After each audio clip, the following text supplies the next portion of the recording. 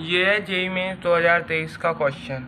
इसमें पहले मैं आपको कॉन्सेप्ट बताऊंगा, बेसिक कॉन्सेप्ट जो इसमें यूज हो रहे हैं, फिर सॉल्यूशन बताऊंगा। देखो, एक तो ये आपको फार्मूला मालूम होगा, एस एन क्या होता है, n/2 2a + n-1 × d। इसमें n क्या होता है, नंबर ऑफ टर्म्स। और मिडल टर्म, एमटी मैंने मिडल टर्म के लिए लिखा है। मिडल टर्म अगर n इवन हो तो n/2th और n/2 + 1th टर्म जो होती है वो मिडल टर्म होती है। और अगर n ऑड हो तब जो मिडल टर्म होती है वो n + 1/2th term middle term होती है। ये वाला बहुत इंपॉर्टेंट है, ये मैंने अभी आपको एक क्वेश्चन और करके दिखाया था। अगर एपी में एपी का लोअर सफिक्स का सम कांस्टेंट हो तब वो आपस में बराबर होते हैं। आप बोलो एग्जांपल से समझा दूं, मैं एक एग्जांपल लेता हूं। देखो, एक एपी हमें दे रखी है A1 A2 A3, ऐसे करते करते यहाँ पे an, इससे पहले की भी लिख लेता हूँ, an-3 an-2 an-1 और ये आखिरी की an। तो आप कोई सी भी उठा लो जिनका लोअर सफिक्स का सम कांस्टेंट हो तो वो दोनों एपी बराबर होते हैं। जैसे देखो, मैंने ये उठाया और ये उठाया, तो इन दोनों के लोअर सफिक्स का सम क्या होगा, A1 प्लस मतलब A1 + an किया तो इनका लोअर सफिक्स का सम क्या आ रहा है, n+1।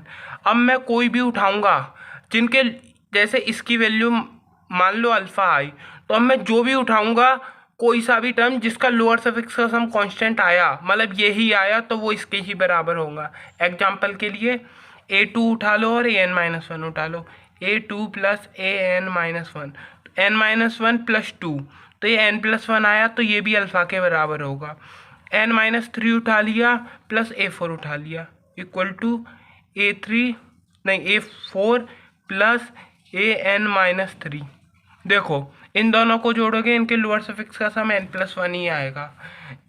और एग्जांपल दूं, A3 उठा लिया an-2 उठा लिया, A3 + an-2, इन दोनों का सम करोगे n+1 ही आएगा। जब जिनका लोअर सफिक्स का सम सेम आ रहा है उन बराबर होंगे।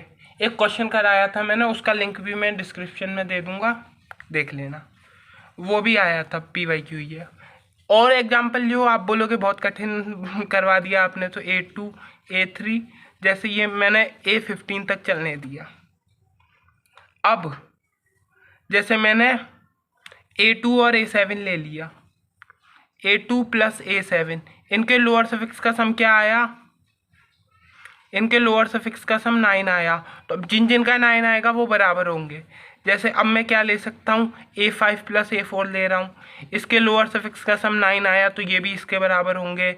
और मैं क्या ले सकता हूँ, A1 + A8 ले लिया, वो भी बराबर होगा। और क्या ले सकता हूँ, जिनके लोअर सफिक्स का सम 9 आए वो सब बराबर होंगे।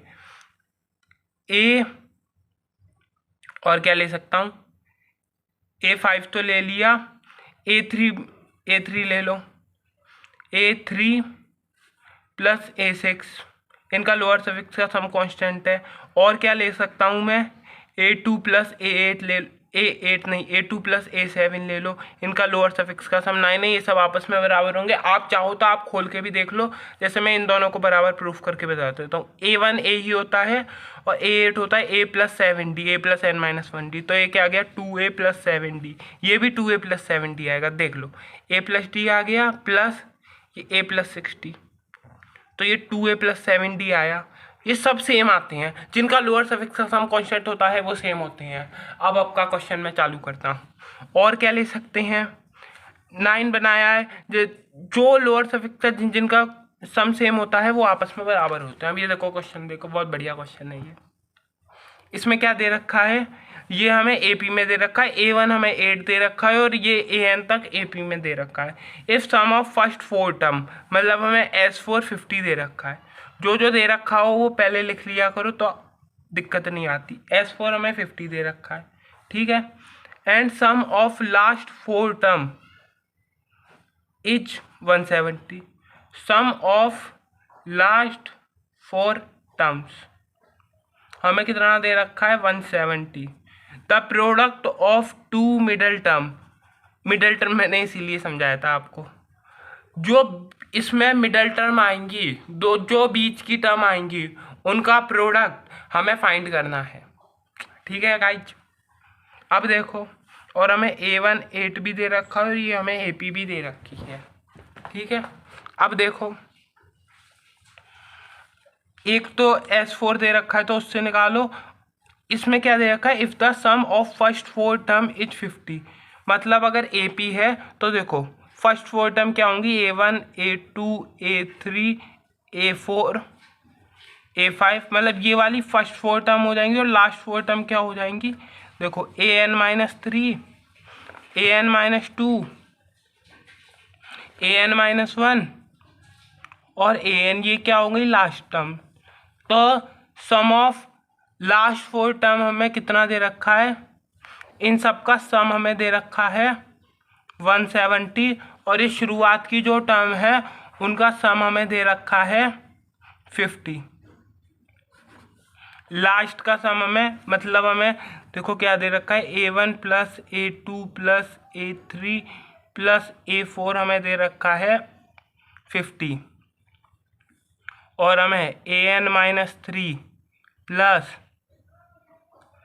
या यहाँ पे लास्ट से सम दे रखा है ना, तो इसको ऐसे लिख सकते हो, ऐसे लिख लो वैसे लिख लो, कोई दिक्कत नहीं है। AN-3 AN-2 plus AN-1 plus AN equal to, ये हमें कितना दे रखा है 170। ऐसे भी लिख सकते हो क्या गाइस, आप ऐसे लिखोगे तो ज़्यादा सही रहेगा, मैं बताता हूँ कैसे लिखो।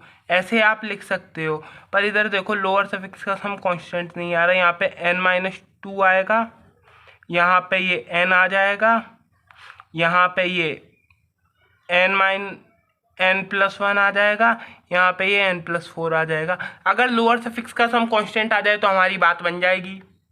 इसको अगर मैं उल्टा करके लिखूँ तो लोअर सफिक्स का सम कांस्टेंट आ रहा है, देख लो मैं बता रहा हूँ, A1 प्लस A2। आप बोलोगे फिर आपको मालूम था तो आपने ऐसा क्यों लिखा, अरे भैया मैंने समझाने के लिए लिखो, फिर कोई बच्चा ऐसे लिखता फिर वो बोलता ऐसे तो बताया ही नहीं। ठीक है, AN प्लस AN-1, आप देखो अब सेम आएगा, AN-2 plus AN-3 equal to 170। देखो लोअर सफिक्स का सम N+1, इसका N+1, इसका भी आएगा N+1, इसका भी आएगा N+1। जिसका लोअर सफिक्स का सम सेम आए उसको कुछ मान लो। A1 प्लस AN अपन ने अल्फ़ा मान लिया, इन दोनों को प्लस करेंगे, देखो A1 प्लस AN प्लस ये क्या आया A2 प्लस AN-1 प्लस इन दोनों को जोड़ोगे A3 प्लस AN-2 आ गया, प्लस ये क्या आया A4 plus AN-3, A4 plus AN-3 equal to 50 plus 170 कितना होता है 50 प्लस 170। देखो आपको मैं करके बता दे रहा हूँ, वैसे तो 0 5 6 7 220 होता है 220। अब इसको अपन ने अल्फ़ा माना, जिसके लोअर सफिक्स का सम N+1 आ रहा है उसको अल्फ़ा माना, ये अपना क्या हो गया, ये अपना हो गया अल्फ़ा। इसका लोअर सफिक्स का सम N+1 आ रहा है तो ये भी हो जाएगा अल्फ़ा। इसका लोअर सफिक्स का सम N+1 आ रहा है, ये भी हो गया अल्फ़ा। इसका भी लोअर सफिक्स का सम N+1 आ रहा है तो ये भी हो गया अल्फ़ा। ये हो गया 220 के बराबर। तो alpha plus alpha plus alpha plus alpha 4 alpha, ठीक है, इक्वल टू 220 हो गया। तो अल्फ़ा की वैल्यू यहाँ से अपने पास आ गई 220/4। अब 4 से काटो, 4 5 जा 20, 4 5 जा 20, ठीक है, वो कैरी लेके। ठीक है, अल्फ़ा अपन ने क्या था अपने पास, अल्फ़ा की वैल्यू थी अपने पास A1 plus AN equal to 55 आ गया।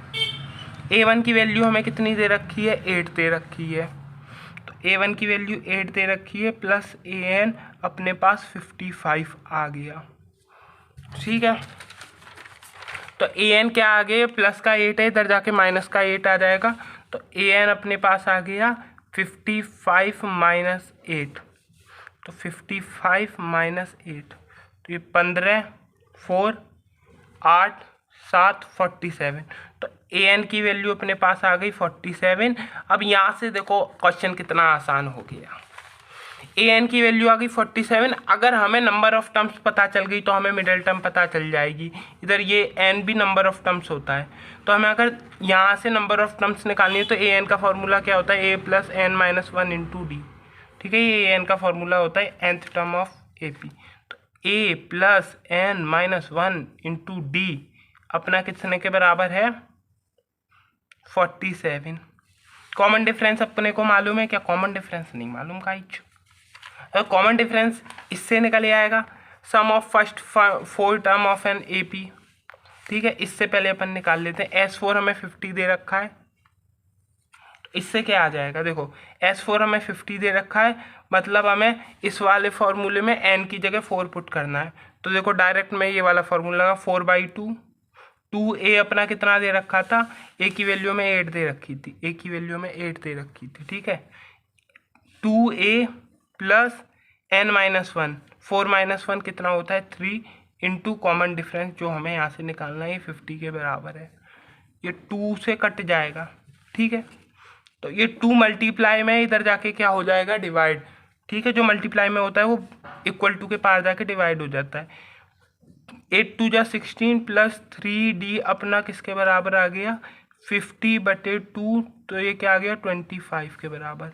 तो 3d प्लस ये 16 तो है, ये 25 के बराबर। तो 3d अपना क्या आ गया, 25 माइनस 16। तो ये 25 माइनस 16 9 होता है, 3d अपना 9 आ गया, d अपना क्या आ गया 3। अब देखो यहाँ पे a अपना 8 तो दे ही रखा था, d अपन ने 3 निकाल लिया। अब नंबर ऑफ टर्म्स निकाल लेते हैं। a अपना 8 दे रखा है, नंबर ऑफ टर्म्स ही तो हमें निकालनी है, n माइनस वन, d अपना 3 दे रखा है। ठीक है, इक्वल टू 47।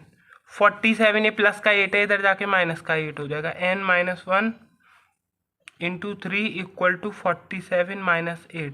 देखो 47 में से 8 घटाओ, ये 17, ये 3 8 बन जाए 2 16, तो ये 9 39 बचा। 39 equal to n minus one, ये मल्टीप्लाई में था 3, इधर जाके डिवाइड में हो जाएगा। तो ये 13, n माइनस वन अपने पास आ गया 13, मतलब n अपने पास क्या आ गया 13 है, माइनस का बनता है, इधर जाके प्लस का 1, 13 प्लस 1, n की वैल्यू अपने पास आ गई 14।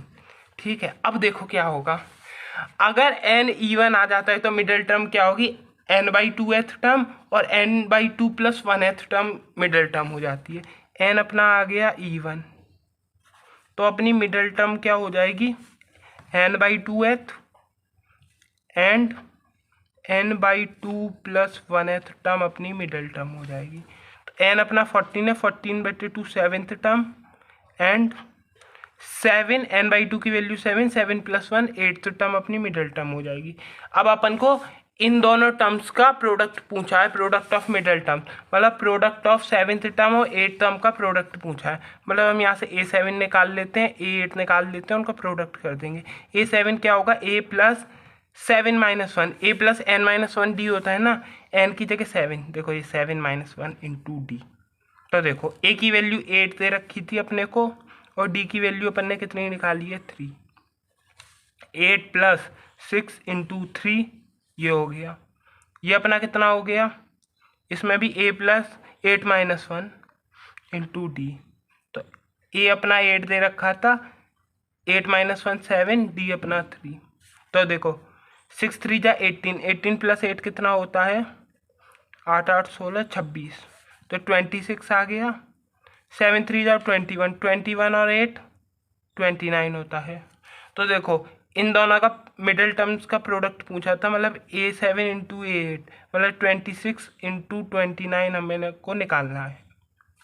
तो देखो 26 इंटू 29, 9 6 जा 54, ठीक है, 9 2 जा 18, 18 और 5 23, 6 2 जा 12, 2 2 जा 4 और एक 5, 4 ये 5 ये 7, तो 754। तो अपना 754 क्या आ गया आंसर। थैंक यू, बताना आपको कैसा लगा।